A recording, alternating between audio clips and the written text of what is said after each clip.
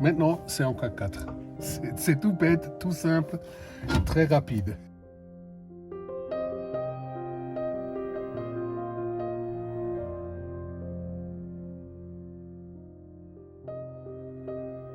La construction a duré 2 ans.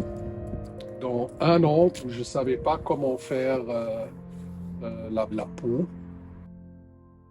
Il y a la transmission sur les roues arrière. C'est une deuxième boîte de vitesse qui est vide, sauf la troisième vitesse, qui est la démultiplication directe. C'est un copain d'Autriche qui a inventé ce système-là. Super. La boîte vitesse 12% plus courte en 5e.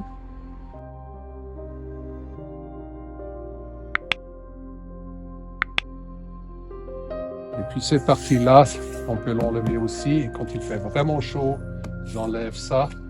Je laisse le toit fermé. Et comme ça ne me grille pas les cheveux.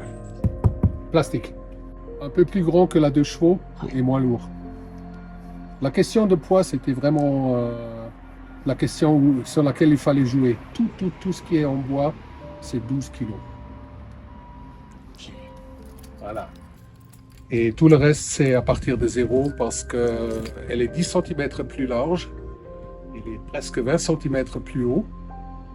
Il y a un châssis alu en dessous avec des barreaux à différents endroits. Là, tu vois qu'il y a un barreau. Et sinon, les planches, effectivement, c'est du D-bond. Et si je veux avoir plus de lumière, voilà, plus de lumière.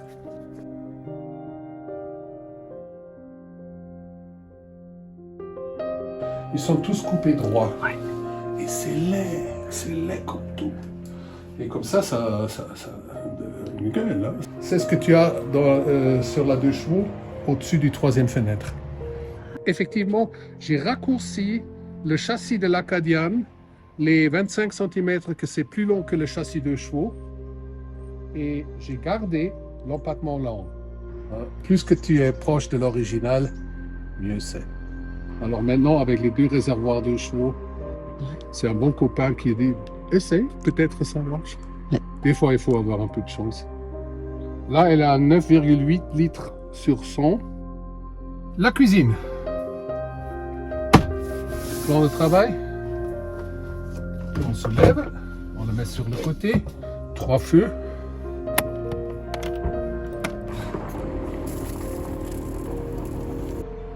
Ça me donne une autonomie, si le temps est comme ça, une autonomie permanente. Dans la 2e boîte de vitesse, on voit un tout petit peu les 2 freins à disque arrière. Et c'est tout prêt pour voyager ou vivre.